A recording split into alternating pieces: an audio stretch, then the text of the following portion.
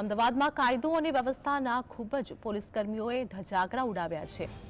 તો શેલાની માઇકા ઇન્સ્ટિટ્યૂટમાં MBAના બીજા વર્ષમાં અભ્યાસ કરતા યુવક પ્રિયાંશુ જાની હત્યાના કેસમાં પોલીસે આરોપીઓનો સ્કેચ જાહેર કર્યાના 24 કલાકમાં જ આરોપીની ધરપકડ કરી છે. આ હત્યારો પોલીસ કોન્સ્ટેબલ હોવાનો મોટો ખુલાસો થયો છે. તો સરખેજ પોલીસ સ્ટેશનમાં કોન્સ્ટેબલ તરીકે ફરજ બજાવતા વિરેન્દ્રસિંહ પઢેરિયા નામનો પોલીસકર્મી હત્યા કરીને પંજાબ ભાગી ગયો હતો. અમદાવાદ ક્રાઇમ બ્રાન્ચે વિરેન્દ્રસિંહ પઢેરિયાને ઝડપી પાડ્યો છે. પ્રાથમિક માહિતી અનુસાર પોલીસકર્મીએ દારૂના નશામાં હત્યા કરી હોવાનું જાણવા મળ્યું છે.